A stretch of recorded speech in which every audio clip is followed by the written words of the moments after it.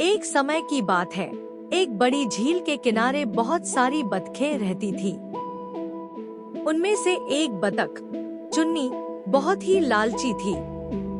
वह हमेशा चाहती थी कि उसे सबसे ज्यादा खाना मिले।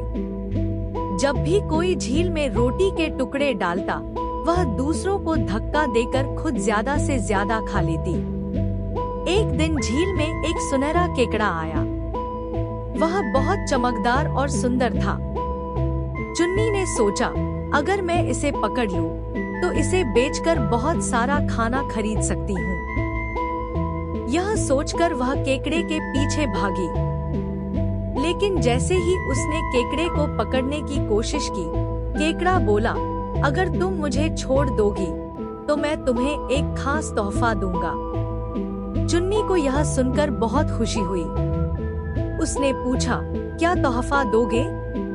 केकड़ा बोला, मैं तुम्हें ऐसा वरदान दूंगा कि तुम्हारे पास हमेशा ढेर सारा खाना रहेगा। यह सुनकर चुन्नी बहुत खुश हुई और तुरंत केकड़े को छोड़ दिया। फिर उसने खाने के लिए झील में पड़ा रोटी का टुकड़ा उठाया। लेकिन जैसे ही उसने खाना शुरू किया, उसका पेट फूलने लगा। उसने जितना खाया, उसका पेट उतना ही बड़ा होता गया। कुछ ही देर में उसका पेट इतना भारी हो गया कि वह हिल भी नहीं पा रही थी।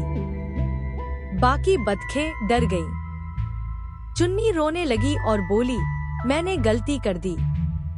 मुझे अब कुछ भी नहीं चाहिए, बस मैं ठीक हो जाऊं। यह देखकर केकड़ा फिर से प्रकट हुआ और बोला, तुम्हारी लालच ने तुम्हें इस हाल में पहुंचाया है।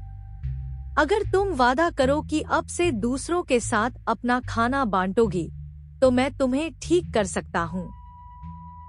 चुन्नी ने तुरंत वादा किया कि अब से वह दूसरों के साथ मिलकर खाएगी। केकड़े ने जादू किया और उसका पेट ठीक हो गया। उस दिन के बाद से चुन्नी कभी लालच नहीं करती थी। वह सबके साथ मिल बांट कर खाती और खुश रहती।